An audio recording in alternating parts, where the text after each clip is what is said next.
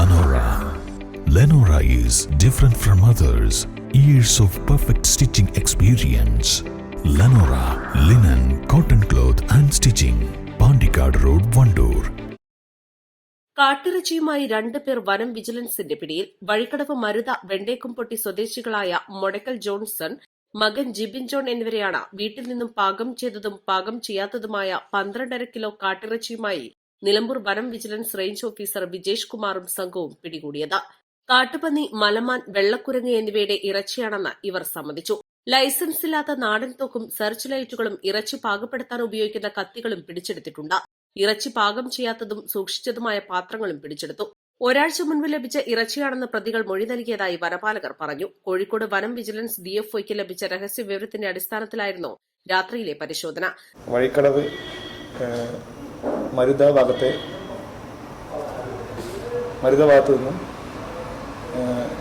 Johnson എന്നയാളുടെ വീട്ടിൽ നിന്ന്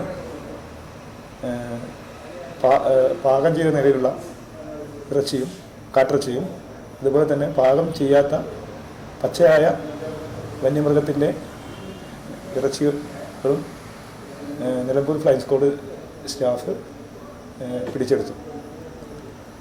സുമാർ 12.5 കിലോ വരുന്ന കാട്ടിറച്ചിയാണ് സ്ക്വാഡ് വീട്ടിൽ നിന്നും പിടിച്ചെടുത്തിട്ടുള്ളത്. ഇതിൽ ആകെ 3 പ്രതികളാണുള്ളത്. ഒന്ന് ജോൺസൺ, അതുപോലെ ജിബിൻ അദ്ദേഹത്തിൻ്റെ മകനാണ്. കൂടാതെ അദ്ദേഹത്തിൻ്റെ മറ്റൊരു മകനായ ജിജോ. ഈ 3 പേരുമാണ് ഇതിൽ പ്രതികളായിട്ട് ഉള്ളത്.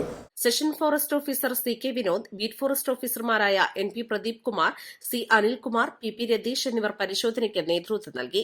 തുടരന്വേഷണത്തിനായി പ്രതികളെയും തൊണ്ടിമുതലും വഴിക്കടവ് റേഞ്ച് ഓഫീസർക്ക് കൈമാറും. ജോൺസന്റെ മകൻ ജിജോ ജോണും കേസിൽ പ്രതിയാണെന്നും ഇയാൾക്കായി അന്വേഷണം നടത്തുമെന്നും വനപാലകർ അറിയിച്ചു. East live, Nilambur.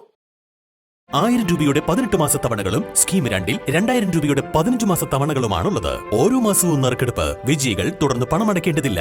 Anupama gold gallery, golden diamond, Edavanna, Thiruvali, Othayi.